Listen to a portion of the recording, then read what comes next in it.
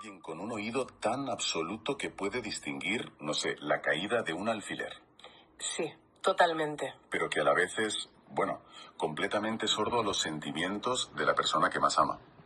Así que nada, vamos a meternos de lleno en esta inmersión a fondo. Exacto, hoy vamos a desgranar los apuntes de ese relato, el de la melodía que Antonio casi pierde. Ese mismo.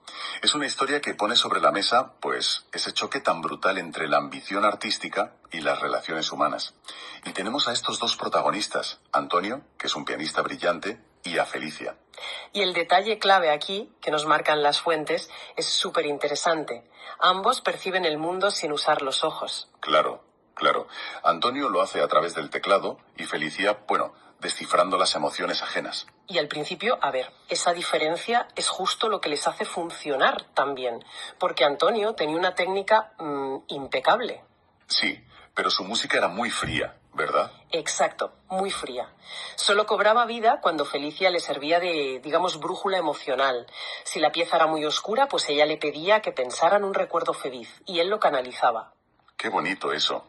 Era una simbiosis donde ella aportaba el porqué y él el cómo, o sea, la ejecución pura. Sí, hacían un equipo perfecto. Pero claro, la historia da un giro, cuando esa pasión empieza a devorarlo absolutamente todo. Uf, ya lo creo. Antonio entra en una espiral de práctica, bueno, obsesiva a más no poder, que acaba aislando a Felicia por completo. Hay un momento ahí que es demoledor cuando ella se sienta sola en un parque.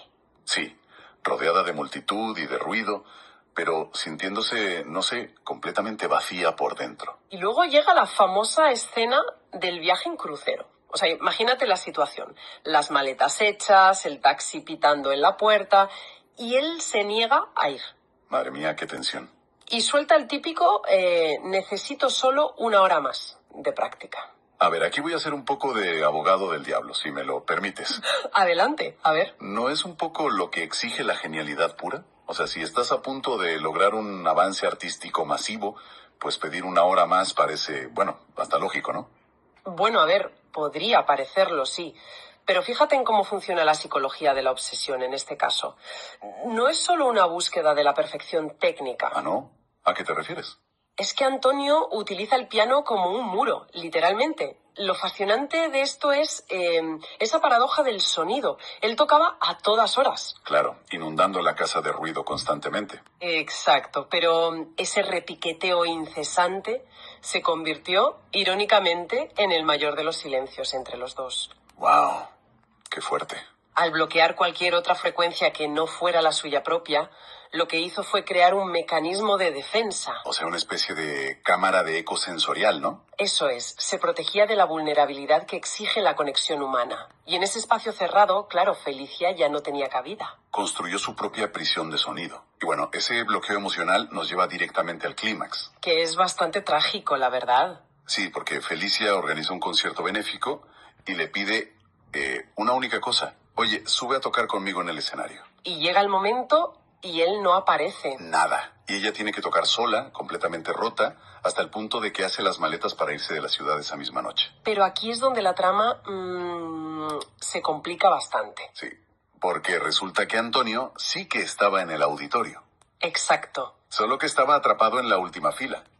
Como es ciego, el público no le dejaba avanzar. Porque, claro, asumían que el tío simplemente quería colarse. Una situación terrible, sí. Totalmente. Entonces yo me pregunto, a ver, ¿fue esto una tragedia provocada por la falta de empatía de la multitud? ¿O fue sencillamente la gota que colmó el vaso?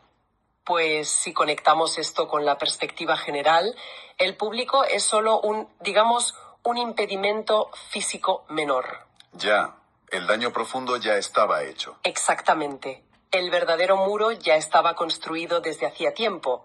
O sea, la razón por la que Felicia asume de inmediato que él le ha abandonado no es porque no le vea llegar. Es porque estaba acostumbrada a ese abandono. Eso es, su cerebro ya estaba condicionado por meses de rechazo y silencio.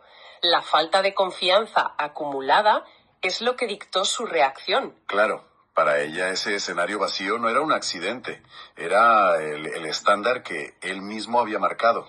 El malentendido del auditorio fue sencillamente la confirmación visual de una desconexión que Antonio ya había normalizado en su día a día. Qué triste. Pero es curioso cómo hace falta, bueno, darse cuenta de la pérdida inminente, ¿no? Verla ahí en la taquilla de la estación de tren a punto de irse para siempre. Sí, para que él por fin reaccione, de verdad. Menos mal. Corre hacia allí, aclaran el malentendido y bueno, la historia nos dice que algo cambia drásticamente a partir de ese día. Totalmente. Vuelven a pasear, a viajar juntos y hay un detalle precioso y es que antes de cada ensayo él siempre hace una pausa Sí. y le pregunta, Felicia, ¿qué sientes hoy? Entonces, ¿qué significa todo esto al final? Pues que cambia por completo el origen de su arte. Deja de producir sonido ciegamente, nunca mejor dicho, para empezar a escuchar de verdad. Claro, al priorizar a Felicia y el vínculo humano, la música de Antonio recupera automáticamente el alma. Exacto. La moraleja literal aquí es que nadie sabe lo que tiene hasta que está a punto de perderlo.